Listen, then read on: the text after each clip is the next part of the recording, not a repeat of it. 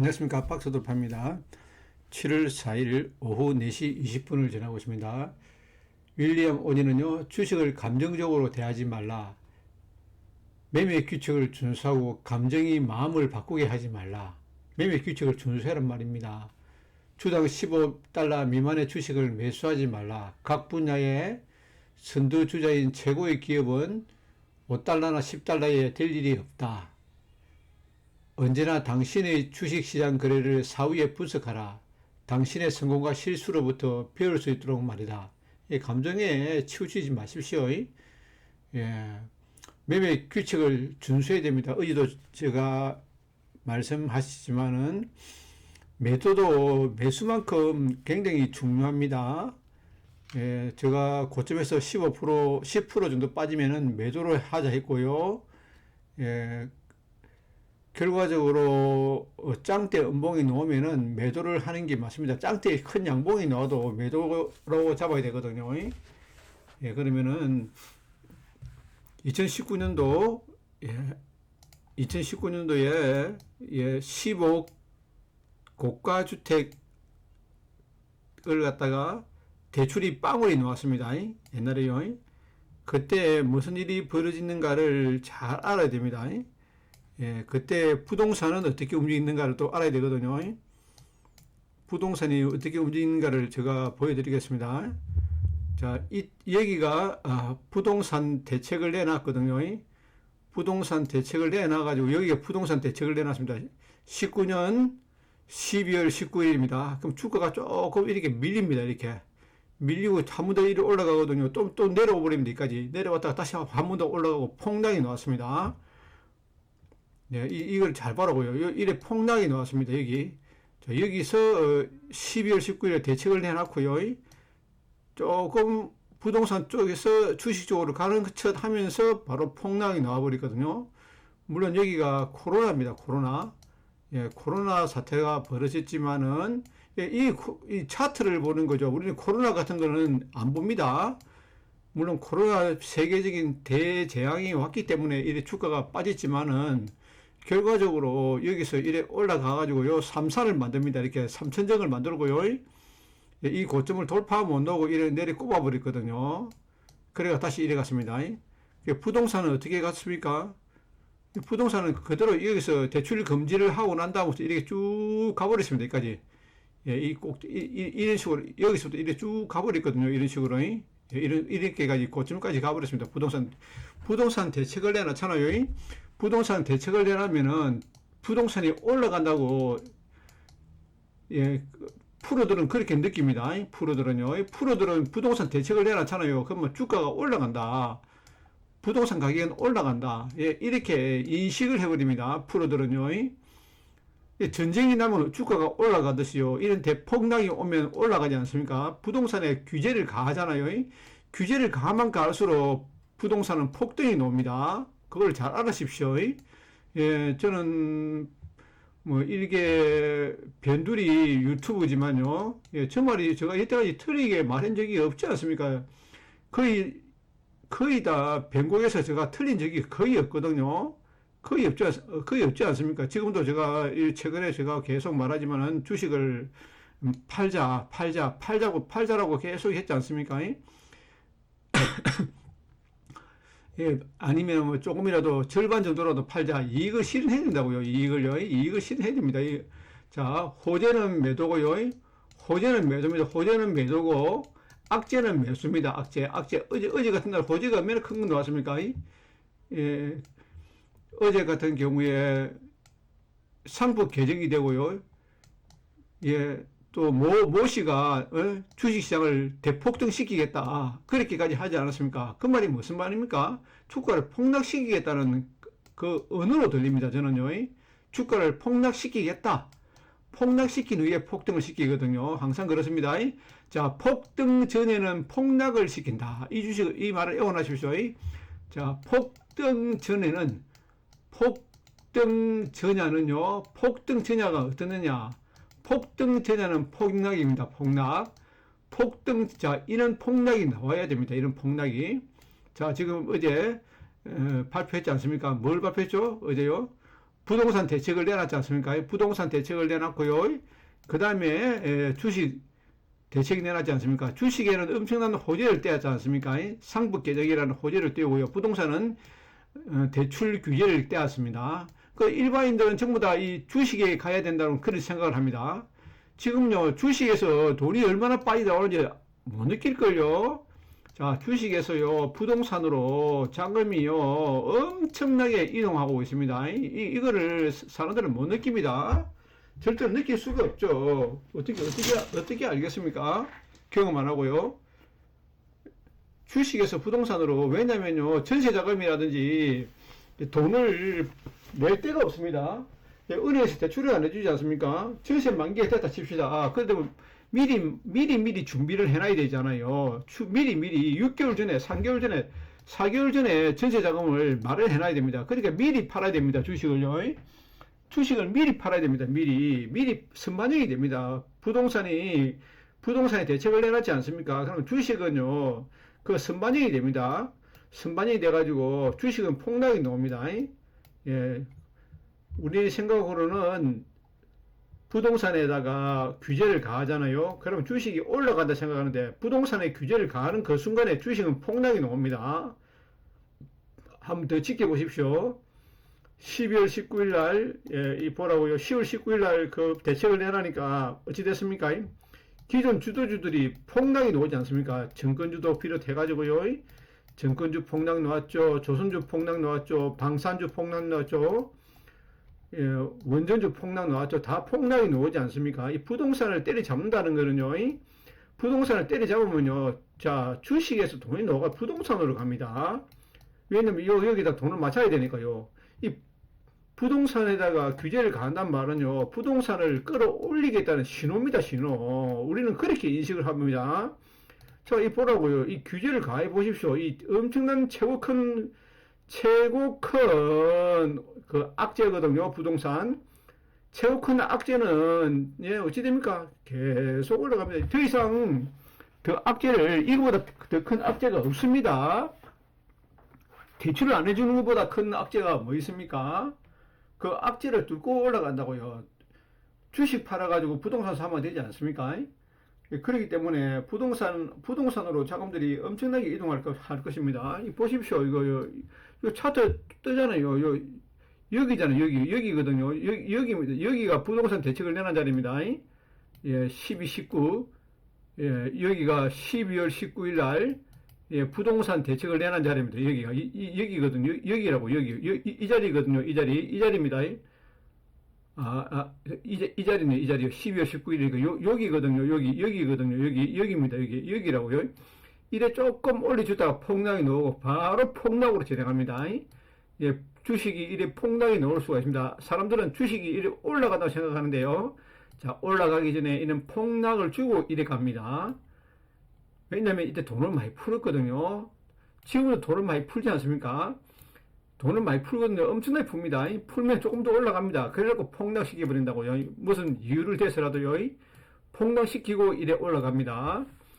예, 그러니까 제 생각은 부동산으로 지위 없는 사람들은 부동산을 빨리 사십시오. 주식 다 팔고요. 저는 그렇게 생각합니다.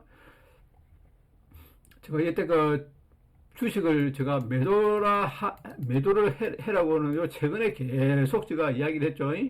계속 제가 주식에 매도를 잡아라, 매도를 해라 했지 않습니까? 저 포지션도 주식이 없다고 했지 않습니까? 제가 저 포지션도 주식이 없다고 하지 않았습니까? 저도 최근에 주식을 해가지고 손실을 좀 많이 입었거든요. 그래 많이 입지는 않지만은, 예, 저는 호재를 매도쳐야 되고요. 악재를 매수해야 됩니다. 항상 주식은요. 부동산도 마찬가지잖아요. 부동산도 악재를 사야 됩니다. 악재. 부동산도 악재를 사야 되고요. 호재를 매도해야 됩니다. 지금 악재가 뭡니까? 대출 규제잖아요. 대출 규제. 가장 사상 유례를 찾아볼 수 없는 대출 규제가 나왔지 않습니까? 이때는 부자들이 땅을 갖다가 아파트를 얼마나 사겠습니까? 그러고 대출 규제를 하려면 외국인들한테 이 집을 못 사게 해야 됩니다. 외국인들한테도요. 외국인들이 집을, 예? 자기 식구, 엄마, 아버지, 할아버지, 할머니, 손자, 며느리, 예, 이런 사람들이 집을 사지 않습니까? 하나, 둘, 셋, 넷, 다섯, 여섯, 일곱, 여덟 채 집을 사지 않습니까? 다주택자가 아닙니다. 외국인들은 다주택자가 안 됩니다. 이렇게 사도요. 집이 할아버지, 할머니, 아버지, 며느리, 딸, 손자, 손녀, 예, 본인, 예, 그 다음에 와이프, 이런 식으로 사지 않습니까? 이래 해도요, 자, 이런 식으로 해도 외국인들은요, 다주택자가 아닙니다. 그럼 대출을 갖다가 저 중국에서 빌리 와가지고 집을 사지 않습니까? 그 다음 이 집을 팔지 않습니까? 만약에 50억에 샀다. 그 다음 100억에 판다. 양도소득세가 빵입니다. 빵입니다. 빵원입니다. 빵원. 취득세 1% 끼고요. 얼마나 좋습니까? 예, 이런 규제를 가하지 않습니다. 외국인들한테는요. 우리나라한테는 역차별을 가하거든요. 예, 지금 외국인들이 얼마나 좋겠습니까? 서울에 들어와가지고 저 마음대로 좋은 자리 다 사버리지 않습니까? 올라갈 거 뻔한데요.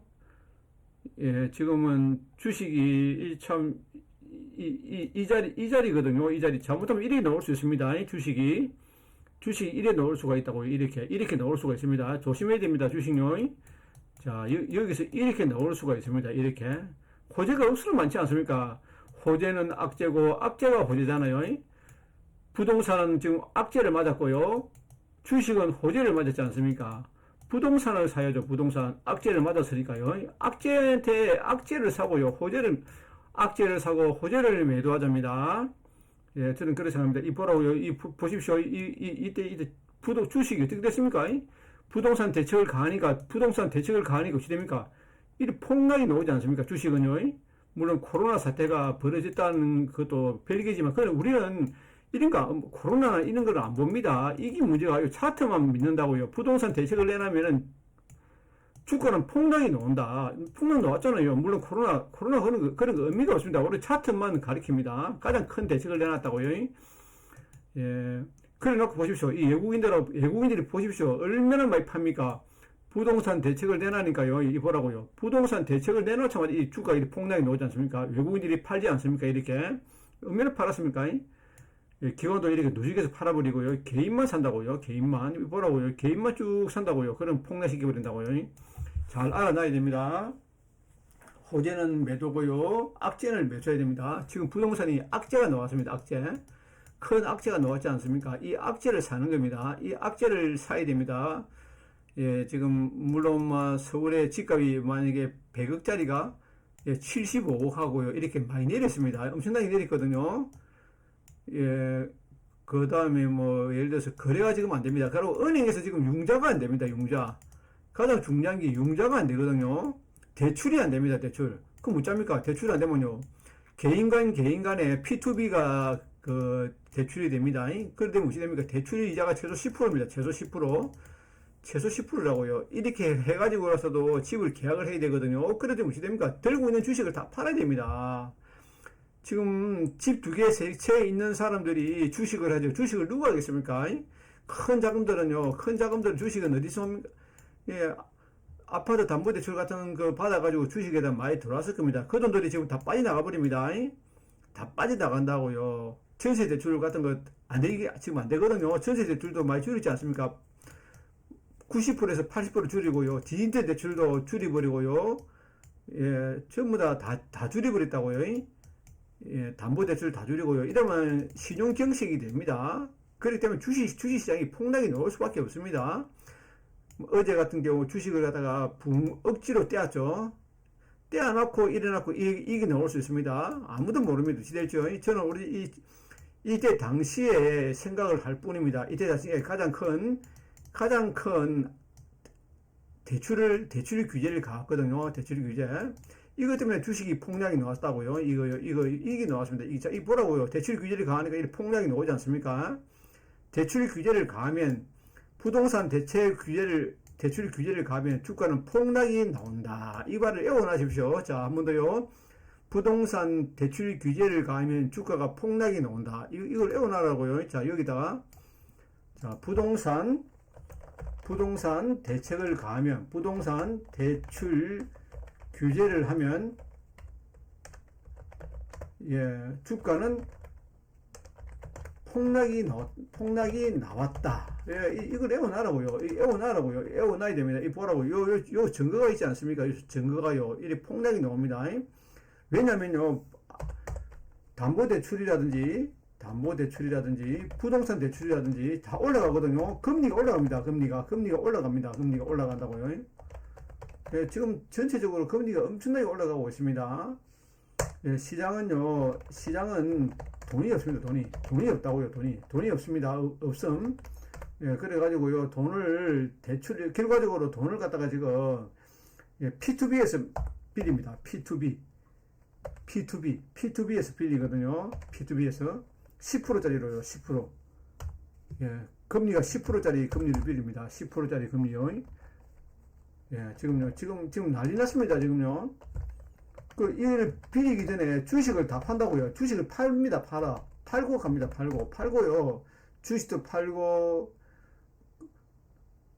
예, 채권도 팔고요. 미국 주식도 팔고 이렇게 해가지고 아파트를 사러 갑니다. 아파트를 사러 가거든요. 지금요. 아파트 사러 갑니다. 지금요. 예, 지금 착각하지 마십시오. 주식을 팔고 있습니다. 주식을 팔고 아파트를 사고 있습니다. 지금요. 예, 아파트를 사고 있습니다. 예, 제가 말로 제가 거짓말합니까? 제가 여태껏 제가 방송해가지고 크게 이야기가 틀린 적이 없지 않습니까? 예. 이 시장이 앞으로 어떻게 흘러갈지는 모르지만요, 이 사건에 인해 가지고요, 여기에 큰 부동산 대책을 내놨습니다. 아주 큰 부동산 대책을 가장 강력한 규제를 냈습니다. 이 자리거든요. 10억 대출, 이 자리입니다. 이 자리. 여기거든요. 여기서 조금 해놨고 올려줬다가 폭락시켜버립니다. 예, 하여튼 여기서 조금 더 올려줄 겁니다. 조금 더 올려주고요. 이렇게 폭락시킵니다. 사람들이 여기서 참 들어오기 참 좋은 자리입니다. 여기에서 주식을 사기가 엄청나게 좋은 꼬심을 당한 자리입니다. 이래놓고 늦어버립니다. 그래놓고 주식을 다 빼앗고 새로 올립니다. 그러니까 요번에도 이런 식으로 만들 확률이 굉장히 큽니다. 요런 식으로요.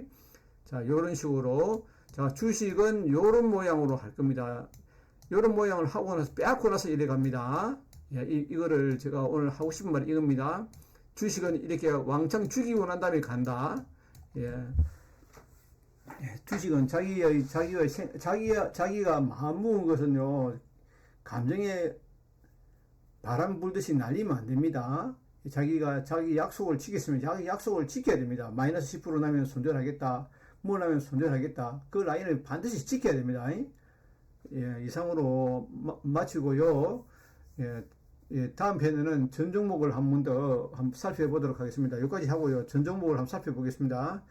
시청해 주셔서 감사합니다.